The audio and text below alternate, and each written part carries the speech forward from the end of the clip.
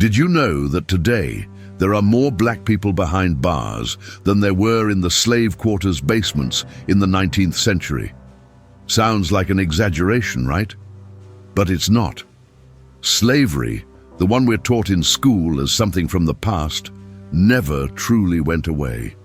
It just changed clothes, language, and zip codes. Now it goes by more acceptable names like poverty, mass incarceration, informal labor, but it still works with the same logic: exploit, discard, and silence. While you're watching this video, companies are profiting from overcrowded prisons.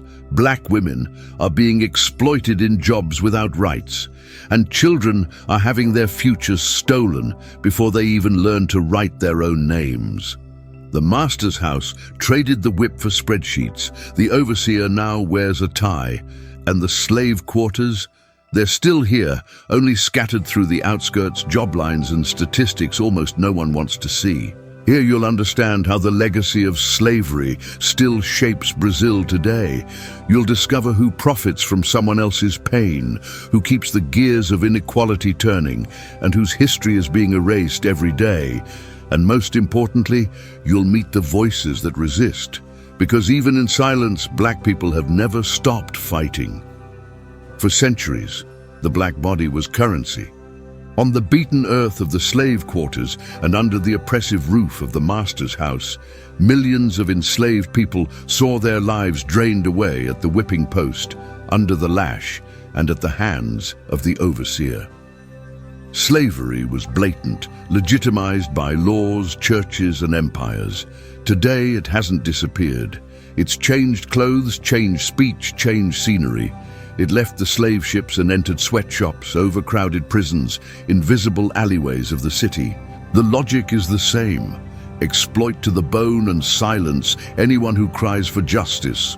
Those who think the 1888 abolition was the end of slavery still don't understand the weight of black memory. That was just a signed piece of paper without reparations, without real freedom, without land, without wages, without justice.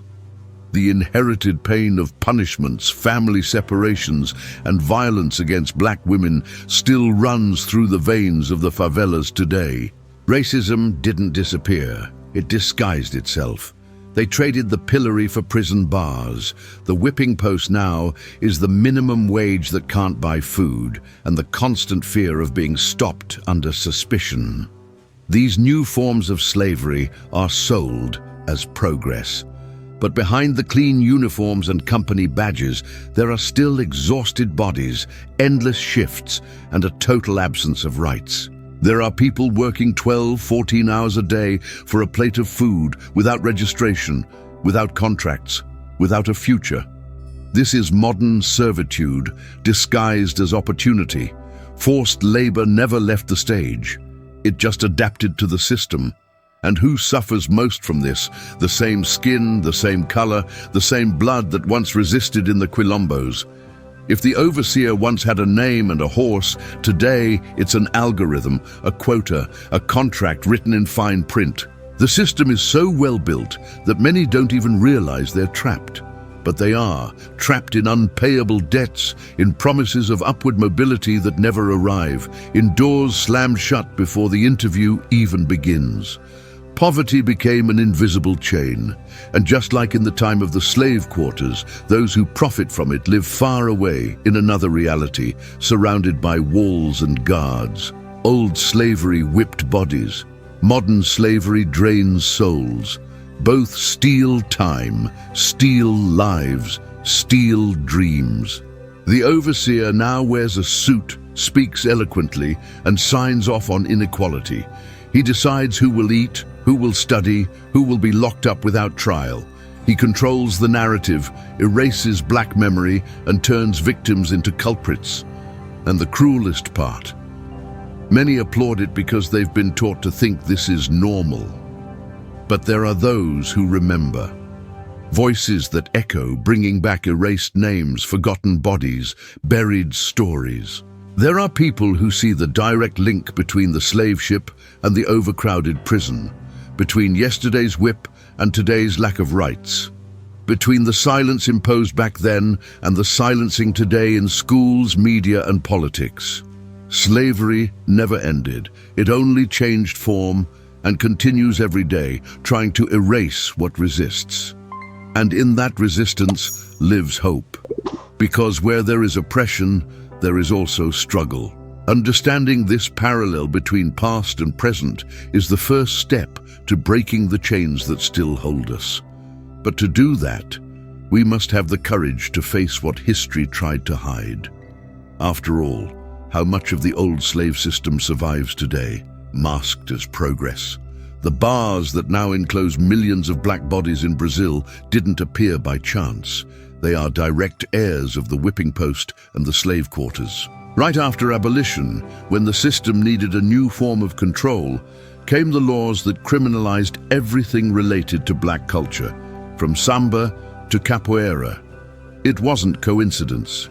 It was strategy. The slave ship became the prison. The overseer became the jailer. Slavery became the penal system, and historical violence kept running at full steam. Today, Brazil has one of the largest prison populations in the world. The overwhelming majority are black, poor, and from the peripheries. Young people pushed to the margins from birth. Children who grew up seeing more police cars than schools. This reality isn't accidental. It's the result of centuries of structural racism. Prison became a predetermined, almost automatic destination for those born in invisible territories.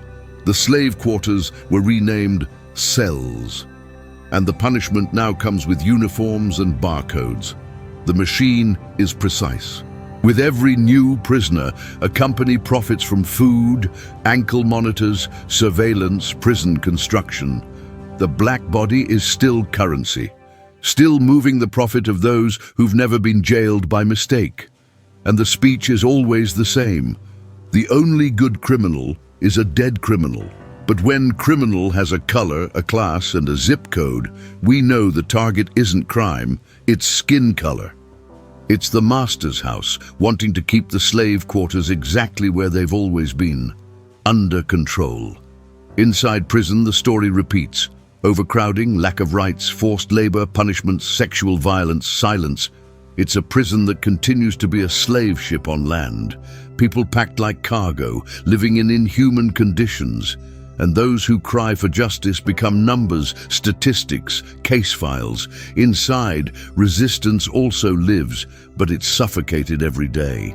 And out here, many still think prison is a solution, not realizing it's just a continuation of the old slave system. Mass incarceration solves nothing. It only feeds the cycle of exclusion. It creates fear, creates profit, and keeps power in the same hands. Meanwhile, schools are missing, prisons abound. Public policies are missing, police operations abound.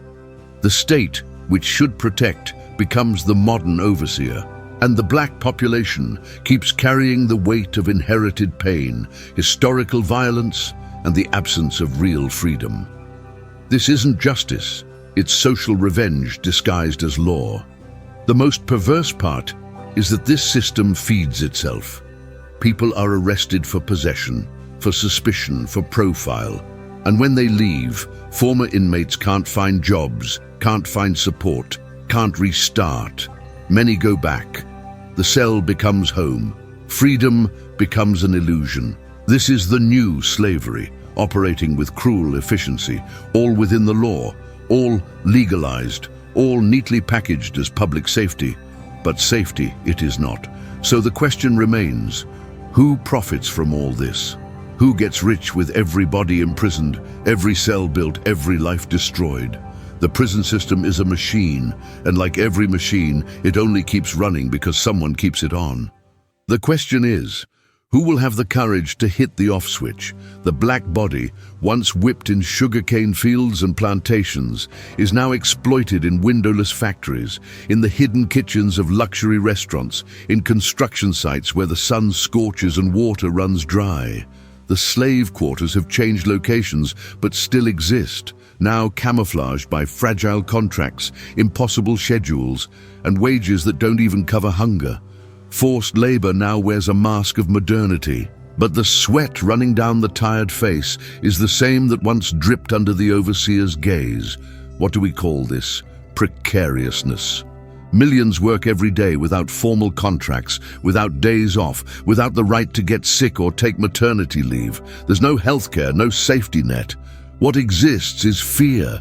Fear of missing work, fear of speaking up, fear of losing what little they have. It's the new form of slavery, legalized, accepted, even praised by speeches about meritocracy and entrepreneurship. As if choosing to be tied to a modern whipping post, called an exhausting job, was truly a choice. As if being exploited to the bone was ever an option, all of it swept under the rug of free enterprise. And who suffers the most? The same people once again, black men, black women, women from the favelas, migrants, people carrying on their backs the historical violence of exclusion. The lack of opportunity becomes a silent sentence. Structural racism acts like a chain, locking doors, crushing dreams, and offering only the jobs no one wants, with wages no one can live on. It's the outsourced version of the master's house. The boss doesn't have to get his hands dirty anymore. The system does it for him with terrifying efficiency. And when someone dares to resist, report, or push back, comes the retaliation, the forced silence, the sudden firing, the blacklisting. It's the new whip, invisible, but it cuts deep. And once again, the media looks the other way. Education doesn't teach it. And politicians act shocked when modern slavery scandals appear linked to major brands. But it's not new. It's routine. It's machinery. It's profit built on pain. Slavery never disappeared. It's specialized. Informal labor spreads like a plague, becoming the excuse for everything. But behind the word informal are real people. People with hunger, with kids, with overdue bills. People who don't rest, who don't have time to dream, who live rushing just to not die. It's the invisible overseer of the modern era. The app, the sales quota, the be your own boss lie. A cruel trick. Because no one who's their own boss works every Sunday for scraps. No one should have to die just trying to pay for gas. What's shocking is how this system is sold as freedom, as if choosing exhaustion were an act of empowerment, as if just work harder could erase centuries of racism, exclusion, and inherited pain, as if the legacy of the slave quarters could be overcome with optimism. There is no freedom where there are no rights. There is no future where the present is built on exploitation. And who profits from all this? Always the same people, sitting comfortably in offices far from the suffering they finance. But voices are rising, people saying, I can't take this anymore, people demanding dignity, and no matter how much they try to silence it, black memory pulses, remembers, and demands. What will it take to stop this machine that grinds people down? How long will we accept that working without rights isn't just unfair, it's modern slavery? In the structure of modern slavery, the most vulnerable bodies suffer the most. Black women and children. They've always been at the bottom of the pyramid, ever since the days of the slave quarters. The black woman was treated as property, caring for the master's children while her own were sold off.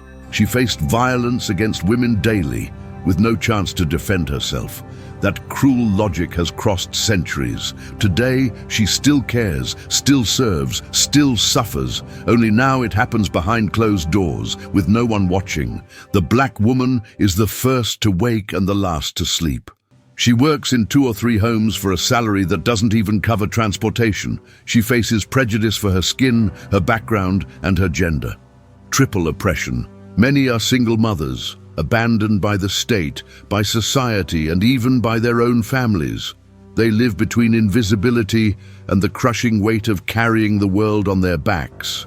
But they don't break, because within them pulses the resistance of Dandara and so many others whose names were never written in books. Black children are born marked. They grow up being seen as threats, slapped by teachers, ignored by principals, followed in stores. Black childhood is watched, punished, silenced. When they're not being exploited in precarious jobs, they become easy targets for trafficking, neglect, or stray bullets. Modern slavery takes these children by the hand and molds a future with no horizon, where freedom feels like a distant, unreachable idea. Many young black girls still face abuse at home, in the streets, or in workplaces, and they often have no one to turn to. Silence is enforced through fear, shame, and abandonment. The historical violence against black women renews itself with each generation. They are hypersexualized, stigmatized, discarded, and when they ask for help, it rarely comes, because even the protection systems were built without them in mind.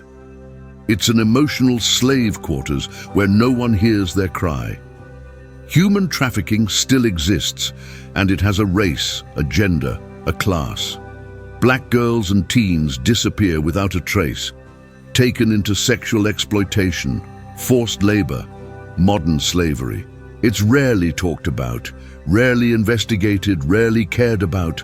Black pain remains ignored, and society keeps repeating, "It's not really like that," while watching it all from the comfort of a phone screen. The overseer is now digital, and oppression spreads like a virus.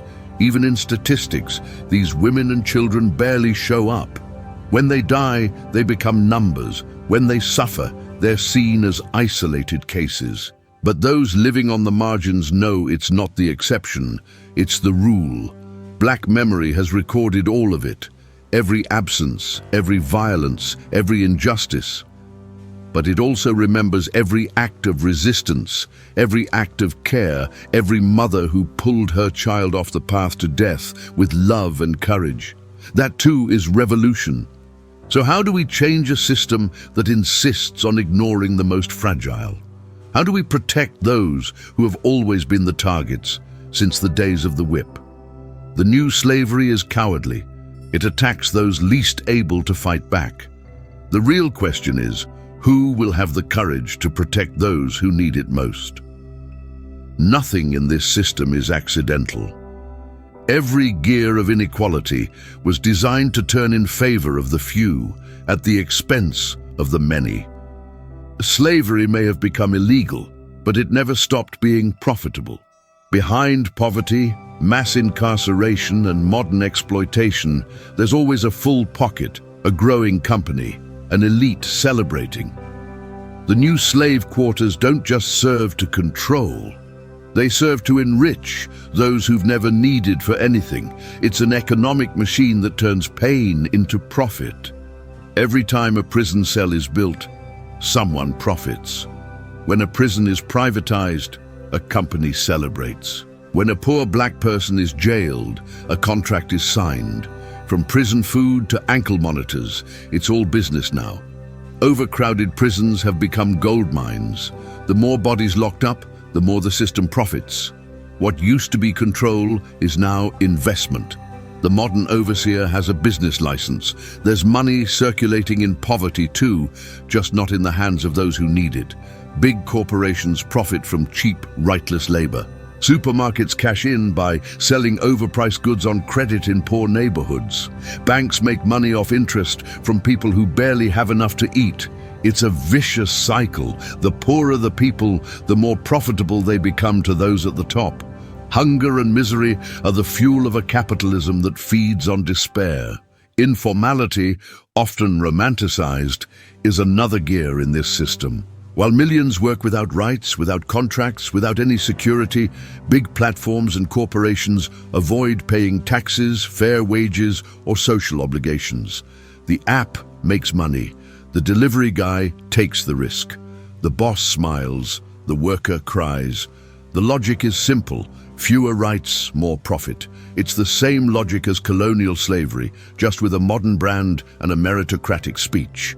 And anyone who dares question the system, who tries to expose the machinery, is quickly silenced. The media, often funded by the same groups that profit from inequality, won't cover it.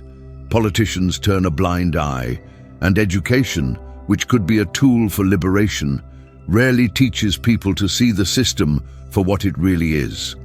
The master's house has learned how to protect itself.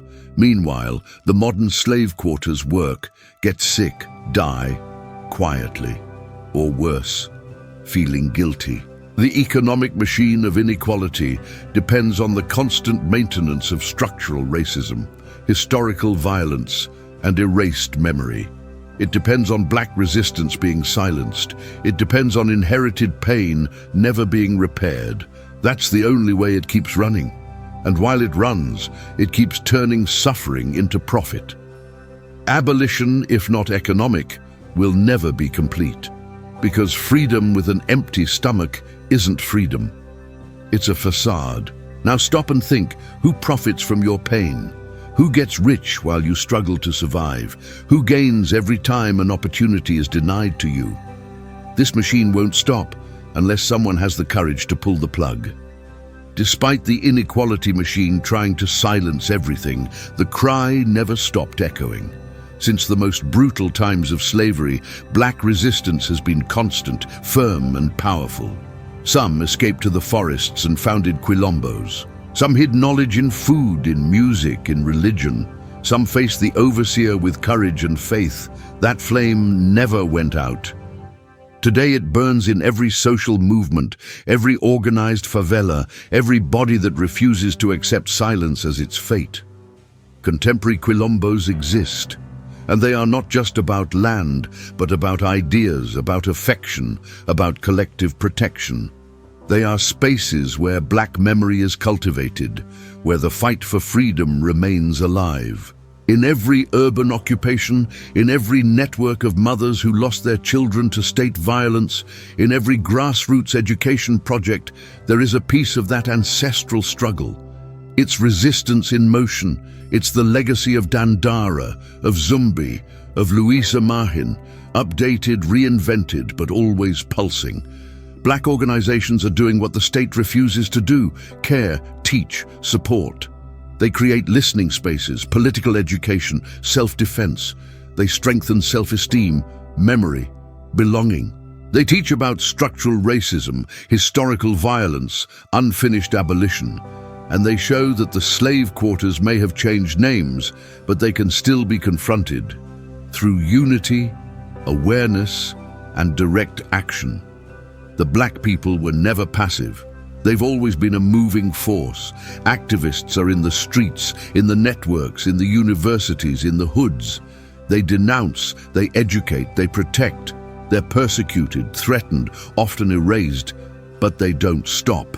Because they know that while racism, exclusion, and inherited pain exist, the fight must continue. These are the people who turn mourning into movement, pain into protest, suffering into knowledge. People who understand that today's whip is neglect, abandonment, and silencing, and that it's only fought with collective consciousness. Inside prisons, resistance lives too.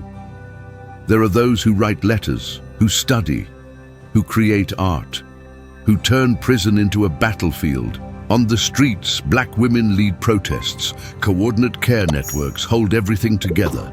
It's always at the edge of pain that the most powerful movements are born. And what the system tries to destroy, the people rebuild. Brick by brick, memory by memory. Because no one lets go of anyone's hand when they know where they came from. The fight also happens through culture, in cinema, in literature, in rap, in theater. Every time a black story is told by a black voice, a part of the slave quarters crumbles. Black memory is also a weapon. It brings the past back to transform the present, and that's why they try to erase it. But they fail.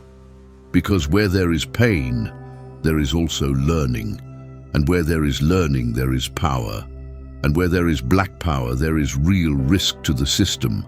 The cry is in the streets. The question now is, who will join it? Who will break the cycle and turn their own life into resistance?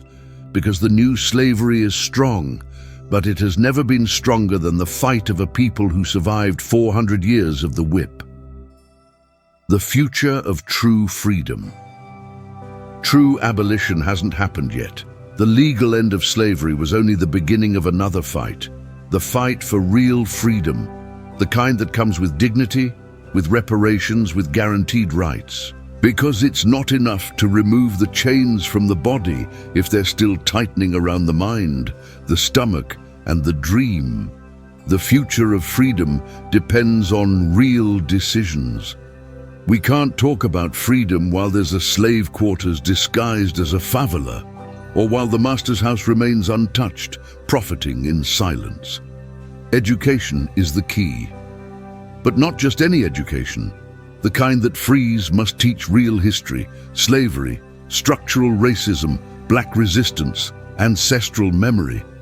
Black children must see themselves in books. They must understand their origin is not shame, it's power.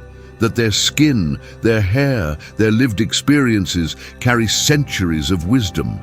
And white children must learn too, because breaking the cycle of historical violence requires knowledge and collective awareness.